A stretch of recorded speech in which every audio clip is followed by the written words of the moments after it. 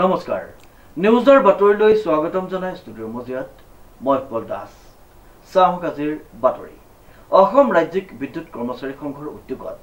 অনুষ্ঠিত হৈ যায় এখনি মাণ্ডলিক সভা নিউজ ডাইৰেক্ট ৰিপৰ্ট অসম ৰাজ্যিক বিদ্যুৎ কৰ্মচাৰী সংঘৰ উদ্যোগত অনুষ্ঠিত হৈ যায় এখনি মাণ্ডলিক সভা আমাৰ 7 চনত স্কিল এমপ্লয়ি ইয়াত নিযুক্ত হৈছিলে আইটিআই কৰ্মচাৰীসকল আৰু 12 চনত বিচিএমআৰ এখিনি কেটেগৰী লোৱা সেই মানুহখিনিৰ কাৰণে আজিলৈকে সাৰ্ভিস মেনুৱেল নাই কোনো ৰুল ৰেগুলেশ্যন নোহোৱাকৈ আমাক নিযুক্ত কৰি ৰাখিছে যাৰ ফলত আমাৰ প্ৰমোশন পদোন্নতি যথেষ্ট অসুবিধা হৈছে যেটো লেবাৰ এক ভায়োলেশ্যন কৰিছে কোনো তিনিটা কোম্পানী গতিকে এই ক্ষেত্ৰত আপোনালোকৰ মাধ্যমেদি আমাৰ ডিপাৰ্টমেণ্টক আৰু চৰকাৰক জনাব বিচাৰিছো এই বিষয়ে যে চৰকাৰে এটা হস্তক্ষেপ কৰে আৰু আমাৰ এই দাবীবিলাক যে সোনকালে পূৰণ হয় যদি নহয় আমি অন্যথা অতি সোনকালে অহামাৰ ভিতৰত আমি আন্দোলন ঘোষণা কৰিম আন্দোলন ঘোষণাৰ ফলত যদি জনসাধাৰণৰ কিবা ব্যাঘাত হয় তেতিয়া কিন্তু সম্পূৰ্ণ আমাৰ মেনেজমেণ্টৰ চৰকাৰ জগৰীয়া হ'ব কিমান কৰ্মচাৰী আছে যোৰহাটত বিশেষকৈ যোৰহাটত কৰ্মচাৰী আমাৰ প্ৰায় 3000 মান আছে অস্থায়ী নহয় আমি ৰেগুলাৰখিনি কথা কৈছো আমি ৰেগুলাৰখিনি কি হৈছে আমাৰ নিয়মেই নাই আমাৰ কিতাপখনে নাই 1980 এখন নিৰ্দেশনা মতে আমি চলাই আছে যাৰ ফলত এজন সহায়কে জইন কৰি পিনি 15 বছৰ 10 বছৰ প্ৰমোশন নাপায় আৰু আমাৰ অস্থায়ীখিনিক এনেকুৱা কাম এটা নিযুক্ত কৰি ৰাখি তেখেতক শ্বাটডাউন দিব নোৱাৰি কাম কাজৰ দিগদাৰ যথেষ্ট আমাক দুৰ্ঘটনা পতিত হৈছে আৰু এজন লাইনমেনক যথেষ্ট কামৰ বুজা দিছে যাৰ ফলত পাব্লিকক সাৰ্ভিসটো দিব পৰা নাই আৰু নিযুক্তিটো সোনকালে আমাক যিখিনি ইণ্টাৰভিউ পাতিছে আমাৰ লোৱা নাই অস্থায়ীখিনিক আমি সোনকালে ৰেগুলাৰ কৰিবৰ কাৰণে আমি আপোনালোকৰ যোগেদি আমাৰ মেনেজমেণ্ট জনাইছো উল্লেখযোগ্য যে 7 ছেপ্টেম্বৰ শনিবাৰে যোৰহাট বিদ্যুৎ ভৱনৰ পেঞ্চনাৰ ভৱনত অনুষ্ঠিত হোৱা মাণ্ডলিক সভাখনিত কৰ্মচাৰীসকলৰ বিভিন্ন অভাৱ অভিযোগৰ আলোচনা বিলোচনা কৰি সেইসমূহ অতি শীঘ্ৰে সমাধান কৰাৰ দাবী জনায় পতিত হৈছে বিদ্যুৎ বিভাগৰ কাৰ্যালয় সন্মুখত কৰ্মচাৰীৰ পূৰ্বতে গোটেই বিষয়টো আজি কি কাৰণে আপোনালোক গোট খাবলগীয়া হ'ল ঠিক আছে আপোনালোকক ধন্যবাদ দিছোঁ প্ৰথমতে আপোনালোক ধন্যবাদ জ্ঞাপন কৰিছোঁ আমাৰ যিবিলাক সা সুবিধা আছে আপোনালোকৰ মাধ্যমৰ যোগেদি জনসাধাৰণে তথা গোটেই অসম লগে গোটেই ভাৰতবৰ্ষত ইয়াৰ যে খবৰ পৌঁছি যায় তাৰ বাবে আপোনালোকক ধন্যবাদ দিছোঁ আপোনালোকে জানেই যে যোৰহাট মাণ্ডলিক সভাখন আজি আয়োজন কৰা হৈছিল এই মাণ্ডলিক সভাখন আমি গোটেই অসম ভিত্তিত আলোচনা কৰা হৈছিল আপোনালোকে জানে আপোনালোকক অৱগত কৰিছোঁ যে বিভাগীয় কৰ্তৃপক্ষই আমাৰ তৃতীয় শ্ৰেণী আৰু চতুৰ্থ শ্ৰেণী যিখিনি প্ৰাপ্য যিখিনি আমাৰ পাবলগীয়া যিখিনি কৰ্ম কৰি আমি যিখিনি উচিত মূল্য যে সা সুবিধা পাব লাগে সেইখিনি আমাক নিদিয়াৰ কাৰণে আজি মাণ্ডলিক সভাখন আয়োজন কৰা হৈছিল আৰু মাণ্ডলিক সভাখনৰ এটা তেওঁলোকৰ প্ৰস্তাৱ গ্ৰহণ কৰা হৈছিল এই প্ৰস্তাৱসমূহ আপোনালোকৰ আগত এনেদৰে গানি ধৰিব লৈছোঁ যে আগন্তুক দিনত আমাৰ যিখিনি আমাৰ নিযুক্তি দিছিল সেই নিযুক্তিৰ পৰ্যায়ক্ৰমে আমাক যেনেকৈ 5 বছৰৰ প্ৰমোশ্যন দিব লাগে কিছুমানক 8 বছৰৰ প্ৰমোশ্যন দিব লাগে পৰ্যায়ক্ৰমে আমাৰ লাইনমেনৰ হওক বা বিচিএমআৰ হওক বা অফিচ কাম ফিল্ড এছিষ্টেণ্টৰ হওক এই সময়খিনি এই কৰ্মচাৰীখিনিক এটা সময়ত তেওঁলোকৰ প্ৰমোশ্যন দি থাকিব লাগে আৰু তেনেকুৱা অৱস্থাত আমি বহুবাৰ ঊৰ্ধ্বতম কৰ্তৃপক্ষ অধ্যক্ষ মহোদয় আৰু আমাৰ মানৱ সম্পদ বিভাগৰ বাৰে বাৰে লগ কৰা হৈছিল তেখেতসকলক আমি প্ৰতিবেদন দাখিল কৰা হৈছিল কিন্তু তেওঁলোকে আজি পৰ্যন্ত আমাক এইটো প্ৰলোভনেৰে আমাক তেওঁলোকে আমাৰ এই প্ৰাপ্যৰ পৰা বিচলিত কৰি আহিছে সেই সংক্ৰান্ততে আমি আজি আপোনালোকৰ যোগেদি গোটেই অসমত আমি এই বাতৰি প্ৰচাৰ কৰিব বিচাৰোঁ যে আগন্তুক সময়ত তেখেতক যিখিনি আমি দাবী দি আহিছোঁ আগন্তুক কম সময়ৰ ভিতৰতে যদি তেওঁলোকে আমাৰ পদোন্নতি আৰু আমাৰ যিখিনি ছাৰ্ভিচ মেনুৱেল চিকিৎসা ক্ষেত্ৰত আমাৰ চিকিৎসা সুবিধা আৰু অন্যান্য বহু ক্ষেত্ৰত আছে যিসকলৰ বহি উৎস কৰ্মচাৰী যিসকল হ'লে আমি নহ'লে আমাৰ বিভাগটোৱে উশাহ ল'ব নোৱাৰে যিসকল বহি উৎস কৰ্মচাৰী নহ'লে আমাৰ ৰিভেনিউ কালেকশ্যন হ'ব নোৱাৰে এই কৰ্মচাৰীসকলক লৈ আমাৰ কৰ্তৃপক্ষই যি হাতালি খেলিছে তেওঁলোকক আমি ইয়াৰ পৰা এটা বাৰ্তা দিব বিচাৰিছোঁ আগন্তুক দিনত তেওঁলোকে যদি আমাৰ এই সুবিধাখিনি দাঙি নধৰে আগন্তুক দিনত আমি গণতান্ত্ৰিক আন্দোলন গঢ়ি তুলিম বুলি আমি ইয়াৰ পৰা তেওঁলোকক যোৰহাট মণ্ডলৰ পৰা তেখেতসকলক ক'ব বিচাৰিছোঁ হৈ যাব তাৰ কাৰণে জগৰীয়া আমাৰ কৰ্তৃপক্ষ হ'ব আমি জগৰীয়া নহয় আমি আগন্তুক কাইলৈ আকৌ আমাৰ কাৰ্যসূচী আছে কাইলৈ আমি চিঅ' ছাৰক লগ কৰিম চিঅ' ছাৰক লগ কৰি তেওঁলোকৰ লগত আলোচনা কৰিম আৰু আলোচনাৰ বহাৰ পিছত যদি চিঅ' ছাৰক কোনো আমি পদক্ষেপ নেদেখোঁ আৰু চিঅ' ছাৰে যদি ঊৰ্ধ্বতম কৰ্তৃপক্ষৰ লগত এই আলোচনা নকৰে আৰু আলোচনা কৰি যদি আমাক ইয়াৰ সুবিধা কৰি নিদিয়ে আগন্তুক কম দিনৰ ভিতৰত খুব বেছিটো এমাহৰ ভিতৰত আমি এই কাৰ্যসূচী ল'বলৈ বাধ্য হ'ম আৰু আমি আপোনালোকৰ যোগেদি আমাৰ বিভাগীয় মন্ত্ৰী মহোদয় আৰু আমাৰ এই কৰ্মবীৰ মুখ্যমন্ত্ৰী মহোদয়ক অনুৰোধ কৰিব বিচাৰোঁ যে আমাৰ এই বিভাগটোত যিখিনি আমাৰ তৃতীয় আৰু চতুৰ্থ শ্ৰেণীৰ কৰ্মচাৰী এটা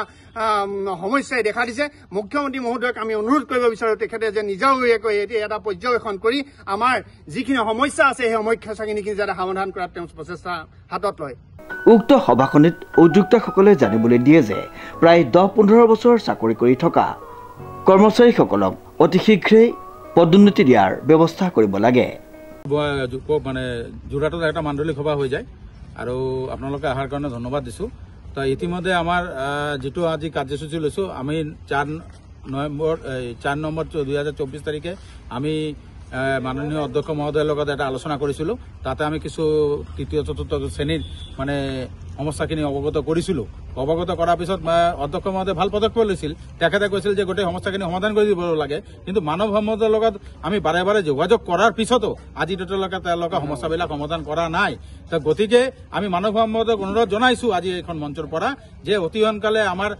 2nd গ্ৰেডৰ পৰা 1st গ্ৰেড পদোন্নতি, কেচলেছ মেডিকেল চিষ্টেম, তাৰপিছত আপোনাৰ BCMR অফিচ কাম ফিল্ড ষ্টেচনৰ পদোন্নতি আৰু অস্থায়ী কৰ্মীবিলাক দীৰ্ঘদিন দিনে ৰাতে যে কষ্ট কৰি কাম কৰি আছে তেওঁলোকৰ এটা নিয়মীকৰণৰ ব্যৱস্থা গ্ৰহণ কৰিব লাগে। যদি তেওঁলোকে আমাৰ দাবীবিলাক মানি নলয়, অহা মাহত আমি 10 তাৰিখৰ পিছত আমি সমগ্ৰ অসমব্যাপী আন্দোলন কৰিম। তাৰ কাৰণে সমগ্ৰ অসমত আপোনাৰ এন্ধাৰ হৈ যাব, তাৰ কাৰণে জগৰীয়া হ'ব আমাৰ মেনেজমেণ্ট। আৰু মানৱ সম্পদক আৰু এটা কথা ক'বলৈ গৈ আছো যে তেওঁলোকে বাৰে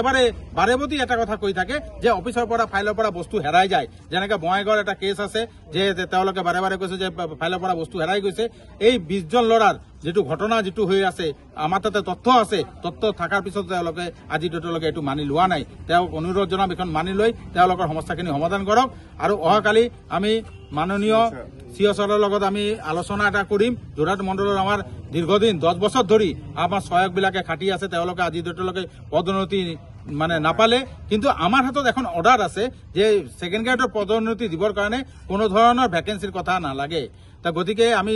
কালি যদি আলোচনাত যদি আমাৰ ফলপ্ৰসূ যদি ৰেজাল্ট নহয়, তেতিয়াহ'লে আমি যোৰহাট মণ্ডলতো আমি আন্দোলন কাৰ্যসূচী ঘোষণা কৰিম বুলি আমি মানে প্ৰতিশ্ৰুতিবদ্ধ লৈছো। তো গতিকে আশা কৰিম আপোনালোকৰ ফালৰ পৰা তেওঁলোকক অনুৰোধ জনাম যে অতি সোনকালে আমাৰ সমস্যাবিলাক সমাধান কৰক, নহলে আমাক যাতে আন্দোলনৰ পথত ঠেলি নিদিয়ে। কিন্তু আসাম টেক্স পাৱাৰ ৱৰ্কাৰ্ছ ইউনিয়ন কেতিয়াও আন্দোলনমুখী নহয়, সদায় আলোচনাৰ মাজত আৰু সমাজৰ কল্যাণৰ বাবে কাম কৰি গৈছে। তো গতিকে তেওঁলোকক অনুৰোধ জনাম যে আপোনালোকে আমাক আন্দোলনৰ পথত ঠেলি নিদিব আৰু আমাৰ সমস্যাখিনি সমাধান কৰিবলৈ ব্যৱস্থা গ্ৰহণ কৰক। যিসকল অস্থায়ী কৰ্মচাৰী প্ৰায় 15-20 বছৰ চাকৰি কৰি আছে, সেইসকলক স্থায়ী কৰাৰ দাবী জনাই সভাখনিত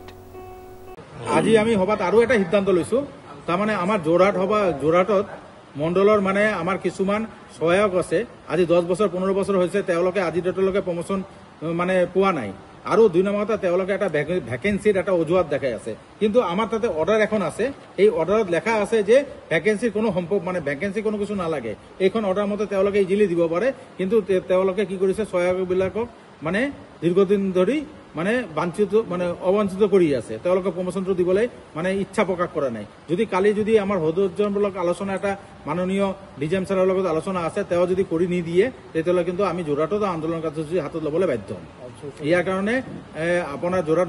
যোৰহাটৰ মেনেজমেণ্ট জগৰীয়া হ'ব। আৰু অস্থায়ী কৰ্মীবিলাক দীৰ্ঘদিন কাম কৰি আছে, কিন্তু অস্থায়ী কৰ্মীবিলাকৰ আজি ডেটলৈকে তেওঁলোকক মানে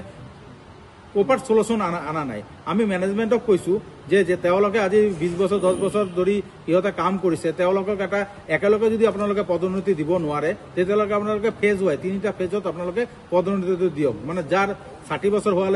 হ'বলৈ 5 বছৰ বাকী আছে, তেওঁলোকক আগত এপইণ্টমেণ্টটো দিয়ক। যাৰ 10 বছৰ আছে 2nd ফেজ কৰক। এনেকৈ কৰি ফেজ ৱাইজ 3টা ফেজত তেওঁলোকক মানে চাকৰিবিলাক নিয়মীয়াকৰণ কৰাৰ কাৰণে আমি আজি সভাই সিদ্ধান্ত গ্ৰহণ কৰিছো। যদি নকৰে তেতিয়াহ'লে কিন্তু আমি আন্দোলনৰ কাৰ্যসূচী হাতত ল'বলৈ বাধ্য হ'ম। ধন্যবাদ। আপোনাৰ নামটো? মোৰ নাম অমিত কৌৰ, আসাম টেক্স পাৱাৰ ৱৰ্কাৰ্ছ ইউনিয়নৰ জেনেৰেল ছেক্ৰেটাৰী।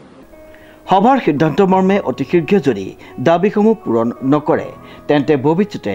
কঠোৰৰ পৰা কঠোৰতম আন্দোলন গঢ়ি তুলিবলৈ বাধ্য হ'ব অসম ৰাজ্যিক বিদ্যুৎ কৰ্মচাৰী সংঘ। লক্ষীন্দ্ৰ শৰ্মাৰ ৰিপৰ্ট, নিউজ নাও।